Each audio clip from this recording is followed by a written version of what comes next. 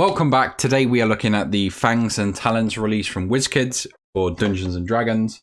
This is the box. I've already opened them up so we don't have to waste time me crunching around through stuff. We're going to take a look at some of the best figures, what I wanted and what I actually got. For the most part, I wanted, so you get 8 boosters in a brick if you're not sure. I wanted the 4 elementals, the 2 dragons, the aboleth, and the T-Rex. For the most part, I did pretty well. I did miss out on a few, but we're going to go through them. I think always the most interesting part are the larger figures. So if you don't know, you get 4 figures in a thing. 1, which is huge or large, and then 3, which are just regular size. One more thing I forgot to mention was the premium figure. These are always a toss-up for me. They are quite expensive normally. This time they went with a rather cheap purple worm, and look at that thing. That is unreal. The detail on it, the size, the weight. The premium figures are normally that. They're a premium. They're something a little more expensive that you don't necessarily need. Because this one was so cheap, and how good it looks, how good it feels, how big it is, just everything about it, I would actually suggest picking this one up. It's the perfect creature to finish a campaign with. One this size, it looks deadly. The characters could fit in there. It could easily be a colossal purple worm or something gargantuan, whatever you want to call it. And it could be burrowing under a town, sinking towns. And it could be something they've got to go in, maybe inside of it and kill. It's such a gorgeous figure. That's probably the best looking miniature I have. They've knocked it out of the park on this one. And it is one of the cheaper models they've done. So if you want to pick one up, I would suggest it. I think they're around, I got mine for £45. I think it's around $50, which is a pretty good deal considering the dragons are normally anywhere from 70 to 100. I can't speak highly enough of this. If you want a giant creature to finish a campaign, I would suggest starting with this one. So I'm going to go through some of the, I'll alternate. So I'll do a big one, a small one.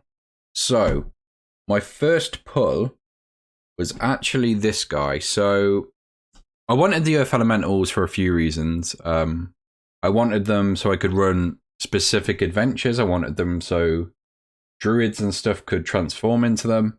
There's a few different reasons I wanted these. I don't have any at the minute, was also another big reason.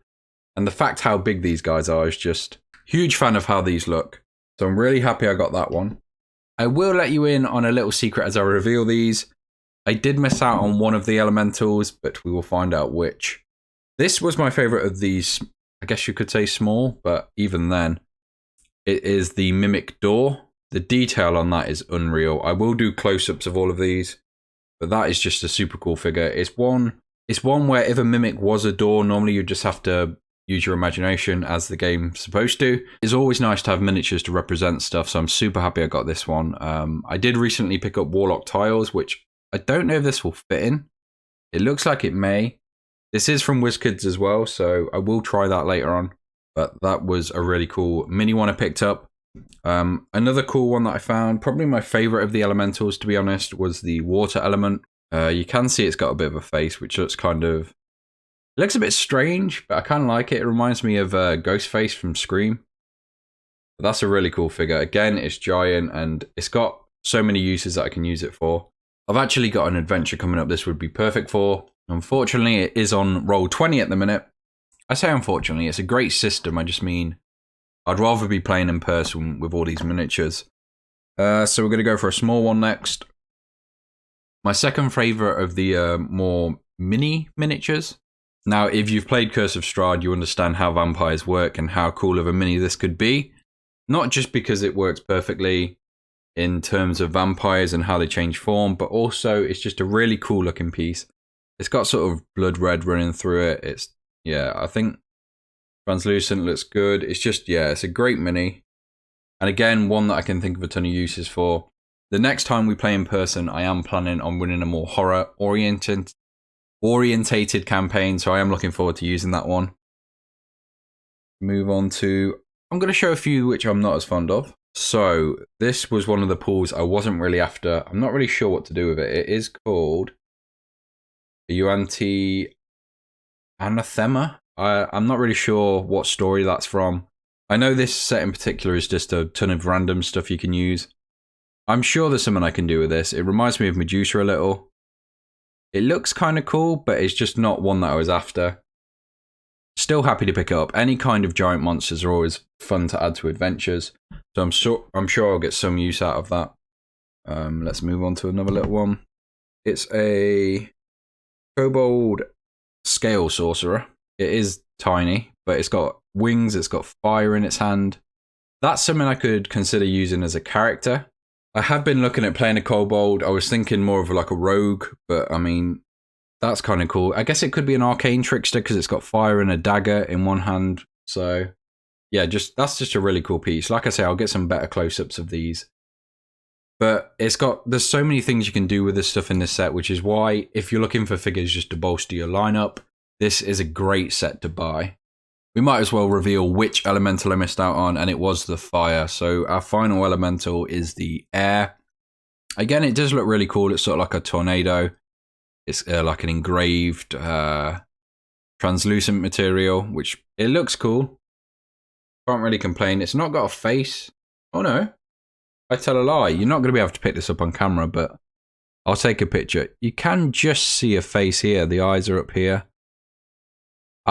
I think I like that better now that I've noticed that.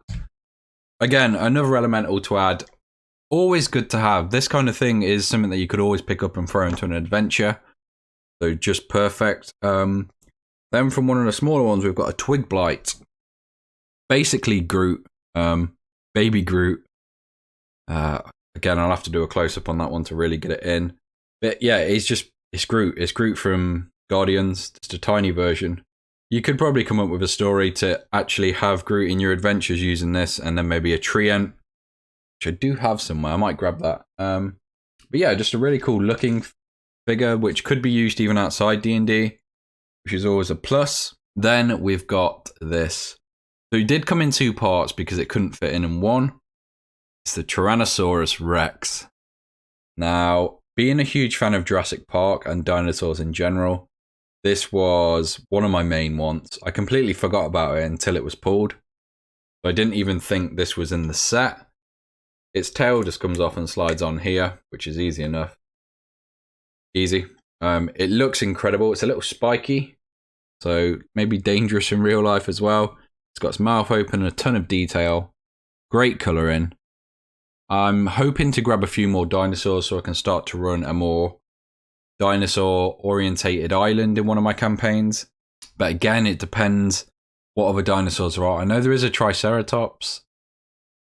I'm going to have a look through and see what else there is. If you know of any other dinosaurs, let me know. But your question for this week, if you've listened this far, what is your favourite miniature from this set? For me personally, I would have to go with... I'm going to skip forward, but I would have to go with this thing. It was close. It was either that aboleth or this. But it has to be the red dragon. Anytime I get a dragon, I'm happy. It's always going to be a huge adventure. Hunting this thing down and eventually killing it. It's not something a small group can do, or a lower level group, I should say. But it's more of a set piece for like mid-campaign. It's probably not going to be the final one because this is a young dragon. I like how it's not just sat. I like how it's flying. It's breathing fire. They've really gone to some effort to go the distance with this set. And I think it shows. I wouldn't be surprised to see that as a premium figure. So the fact we're getting it in this set is unreal. Now I'm going to finish the last couple off of my picks of this set. I've gone for the Ambush Drake. It's kind of a cool thing that you could have. It's possible to have as a pet for a hunter, or again, it could be a group of them attacking an early level group. It could be controlled by kobolds. There's so many things you can do with this. The size is good, so it's not too big. It wouldn't overpower the kobold. Well, it probably would. What wouldn't, though? It's just a really cool addition to any fight, and it just adds more. It could be hobgoblins that are in control of it, orcs, maybe something a little more powerful. But the other small miniature I picked was actually just a regular, I think it's just a human wizard, yeah. So it's a human wizard, but he's got his book out, so he's casting spells. And then he's actually got this spell, the translucent plastic, coming from his staff. I would love to play that. If I was playing a human wizard, this would be my go-to mini. And I think that's what this set does really well. It gives you options for your minis. There's a ton of Goliaths. There's a ton of Goliaths with different weapons. So this one's got a hammer, which I think we always need. We always need more of stuff. This one is, it's a little bent, but this one is a Goliath with a sword. So it just gives you options on what you want your character to do, what you want it to be. And I think this kind of thing is perfect. So this is one of my favorite minis in this set. So the final 2 miniatures I got from my boosters were actually Married, which looks like some kind of gin or genie or something. Obviously the bottom looks like it's coming out of a bottle or possibly water. There's some cool stuff you can do with this. I can think of a ton of adventures where this might be useful. He's probably not going to be a big boss or the final boss, but he's going to have an interesting storyline. He could grant wishes. He could probably trick them into possibly fighting the big boss. But I think there's just a ton of options you could have with him that would make any adventure really interesting. So although this wasn't on my list of wants, I am super happy I picked it up. This next one is, not only did I not expect it, it is very weird. So it is a dire troll, which is someone I've never heard of. I don't know if there's a stat block for that in the monster manual. We shall see. But basically, it's like a mutated troll. So it's got 3... Well, it's got another head on the back, 4, then a few on its chest. It's got like 8 heads on it. It's got fists growing out of here. It's got extra arms. It's just a mutated troll. This is going to be perfect for some kind of mad scientist. I'm going to check if I've got a mad scientist because that would work perfectly. Something he's been working on and maybe it breaks free. Ooh, actually, I'm going to write that down. That's going in. That is the story. That is how this will appear in my campaign. Yeah, but there's a ton of stuff you can do with it. It could just be a regular troll out in the acid swamps or something. It's been mutated by its surroundings. Just a super cool looking figure, which again, what this set is aiming to do is just to give you a ton of really cool looking figures which you can put into any campaign. And I think they've done it well. This is one of my favorite sets of recent. Like I say, let me know your favorite miniature from this set in the comments below, and I will see you in the next one.